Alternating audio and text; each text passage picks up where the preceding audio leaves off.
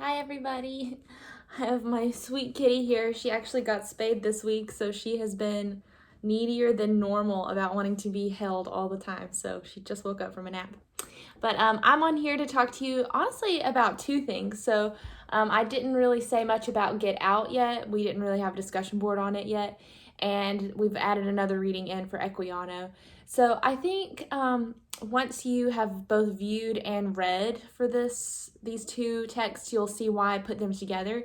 Even though Get Out is a recent film, it deals with so much that we learned from reading Equiano's narrative. So I wanted to give you a little bit more to read about Get Out because it made such a splash when it came out a couple years ago. And so I posted two articles, one's from The Atlantic and one's from Medium, which are kind of like informal analysis of the text. Like, it's not necessarily a literary source, and I don't really want you to use those sources to write your paper, but I think sometimes it does help to get a different perspective, especially on these contemporary issues. So I've added both of those there as a way to kind of supplement your understanding of that film. And then I wanted to actually spend some time talking about the Equiano because it's an older piece. I do have in what you've read a long bio that has a little bit of summary for the entire text because, like I said, it's a longer book. I have a copy of it here. I don't know if it's on my bookshelf or if it's at work. But you could see, like, if you actually look at the book, like, it's a long... Oh, there it is. Hang on.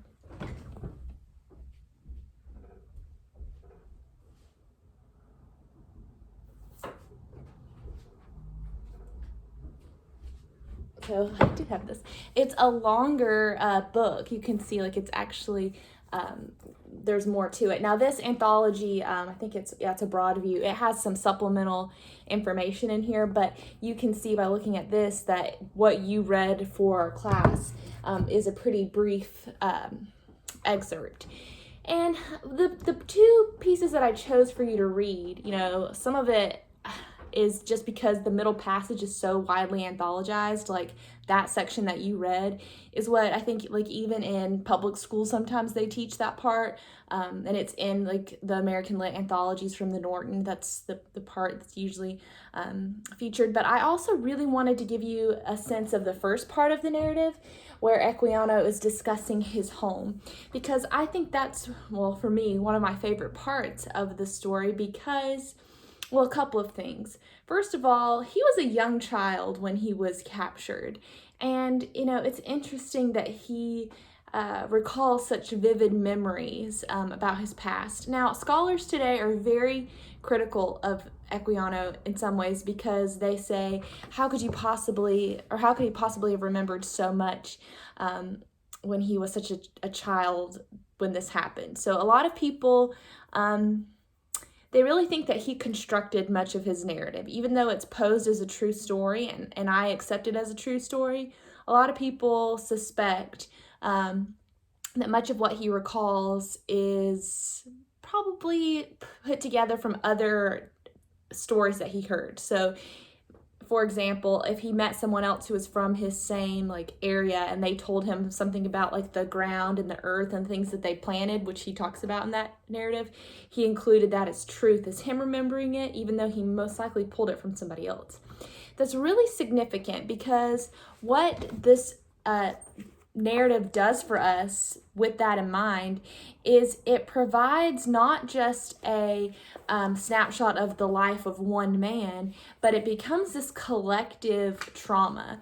So when you recognize that what Equiano is talking about, my book has a picture of him here, when you think about the story that he tells and think about it representing more than just one person, it becomes a little bit more horrifying when you recognize that this is normal. And in fact, I mentioned, this is at the beginning of the narrative. One of the first things Equiano says that's really startling is that he considers himself a particular favorite of heaven. He says, his sufferings were great, but when I compare it to the lot of my countrymen, I regard myself as a favorite. So he, from the beginning, is, I think, trying to make... He's trying to create a document that represents a larger cultural trauma. And when this was published in 1789, we still have 75 years or 76 years before slavery is actually abolished. And then we have all of the Reconstruction problems, and then we have the civil rights movement even 100 years from then. And then now we are even contemporary times still dealing with the repercussions of this historical event. And so what I guess I'm really wanting you to see is that this, for me and for many scholars in American literature, represents much more than just the story of one person, but a larger body of individuals who were affected here. Now, another thing too that I want to make clear. So the picture in my copy here, it represents in some ways some acculturation. We talked about that a little bit, I think, when we talked about the prologue for Tommy Orange's There, where you see people having to give up their own native tendencies or culture in order to fit into or be pleasing to a dominant culture. And what you see here in this picture in particular is a very European looking black man. And you can see that, and this picture was published with the narrative. You could see that in affecting this presence and in this sort of style, Equiano was really interested in having his readers think about him as civilized like them. So let me talk about that in two directions. So in one, he talks, then this is why I chose that whole, like, here's my home story that he shares at the beginning of the narrative, where he's talking about the people being poets and dancers and singers, and they have this rich culture and it's different, but it's very detailed. I think he is in some way trying to show that the African people shouldn't be perceived of as barbaric. Which if you've had done any study of like any slave study, and actually I have another book. Let me grab it. This book I just read, gosh, like a couple weeks ago I finished reading, and I almost included some excerpts from it in this class, but it's so long. And I didn't, maybe later. But this is called Stamped for the Beginning. It's a super popular book right now.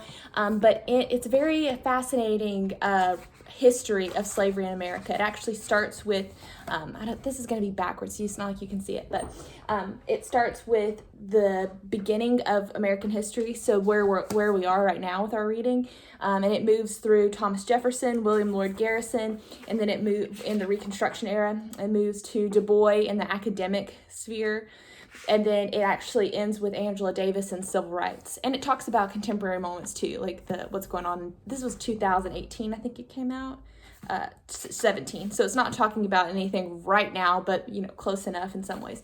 So I highly, if you're interested, it was a doozy. It took me a couple weeks to read it because it's so long, but this book in particular, I think, gives a really interesting perspective about how this moment contributes to our current race crisis that we are still experiencing in America. So all that to say, I didn't even tie my point together. Equiano is doing two things with affecting that British appearance.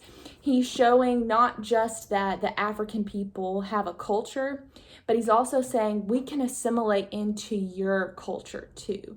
We can act just like you. We can be Christians. Remember, I don't know if you picked up on that from your reading, but he becomes a Christian. I think he learns obviously how to speak English. He learns how to read and write because he publishes this narrative. Part of what was so awful in the history of slavery and is that there was this hierarchy of human ability, and often for hundreds of years scientists, historians, and sociologists tried to explain racial difference with biology and tried to make the case that there's a hierarchy of intelligence and that it's based on color across the board between any kind of person. This has also been done to try to describe how men are smarter than women, or how men are supposedly, biologically superior. And these studies are unfounded and they don't hold up. So it's not the way to think about difference. There's no biological reason why Equiano should have been someone else's slave. That makes no sense. But that was the dominant narrative that these people were living in. So you can recognize how Equiano is, in some ways, like, it's kind of sad for me every time I see this picture of him dressed in the European suit. It's always kind of sad for me, because it's like he has to assimilate into what the white dominant class wants him to look like to be listened to. He does, like I said, sneak in some of that history with talking about his own home, but it's still like all to support this white agenda. The second thing that is eye-opening and controversial that Equiano had to step out to do was describe the Middle Passage, which does not paint the white people in a good light at all. It is horrifying. If you're watching this before reading, get ready, because it very much fits the horror theme of the class, because it's an actual description of the movement from Africa to the New World via ship. And I didn't include this section of the reading from Equiano's narrative, but he does talk about his actual kidnapping and being taken from his family. It is traumatic. And he does this in such a way as to point out some inconsistencies with these Christian ideals and the treatment of himself and other people. At the very end of the reading that I assigned for you today, he mentions, and I'm not sure where this is found in the Bible, but that do unto others as they would do unto you verse. Even if you're not a Christian or didn't grow up in church, you've probably heard that one. It's a real popular biblical principle, and he brings it up at the end of his narrative to say, whoa, if this is what you believe, how is it possible that you have justified these actions? If you are more interested in the relationship between Christianity and slavery, I do recommend this book, especially the first chapter, because we talked a little bit about this manifest destiny concept with Mary Rawlinson, where she believed that she and her people were the good guys and the Native American people were the devils, the demons. We talked about this a lot, and a lot of you talked about this in your paper. I've graded about 10 of them, and a lot of people were picking up on this overly righteous religion that was part of early America. So you need to think about, honestly, this text from Equiano, it's not contemporary with Mary Rawlinson because it's about 100 years later, but it's still, I think, where we can think about early America and the idea that,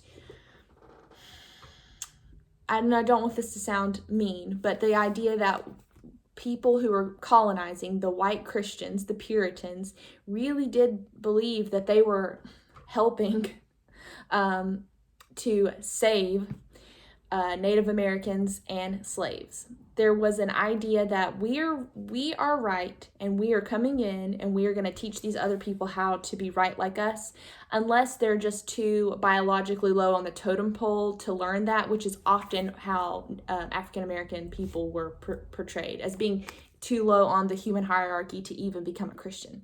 So that's why Equiano has to be like, look, I can become a Christian. I can do this thing. I'm not biologically insecure. I can read and write too, just to be treated as a human. And so I'm not really trying to bash a religious ideology, but I am trying to say part of what was going on in these early American texts was an extreme version of religion that got to a point that allowed harm to come to other people. And like he says, if you look at religious text, if you look at the Bible and the verses that Equiano quotes, that's not what Jesus said or whatever. So you can just think about this not necessarily as a religion that you hold dear, but instead of one that's an extreme version. And we talked about extremism with the witch too. We've really looked at the extremes, I think, and it's easy to in early America because there was so much happening that it was just easy to gravitate towards the extreme. I think when it's such a scary time and things are changing and new and you're in a new environment, you want to be the powerful one, so you go to the extreme. So that's kind of a heavy sort of discussion, and Equiano's reading is always sort of just like, it washes over you and it just leaves you kind of upset, even more than Get Out, which is in your face horror. This, that's at least fiction. That's at least know those people aren't actually, in danger. But here you're reading about, something that did happen, so it's sometimes a little harder. So I recognize that the reading is heavy, and I've given you a different kind of assignment this week. I am asking you, I've posted the discussion board, but you're going to end up just pulling some interesting quotes from Get Out and the narrative of Equiano. If you rented Get Out, hopefully you can still go back and pull some quotes. If not, you can Google some quotes that you remember. Like if you remember a specific scene, you might find it on YouTube, but you do want to be able to point to some specific moments to do the discussion board. So hopefully you're able to at least access parts of the film again.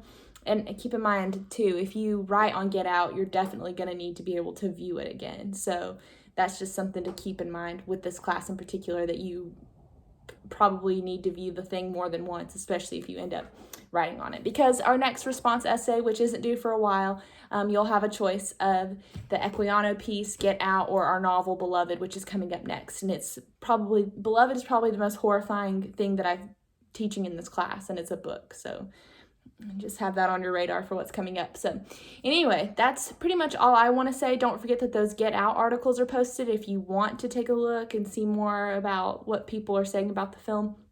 That's there. This discussion post is not due till Monday, but I'm going to get it posted today so y'all can have plenty of time to do it. So let me know if you have any questions, and I'll see you next time.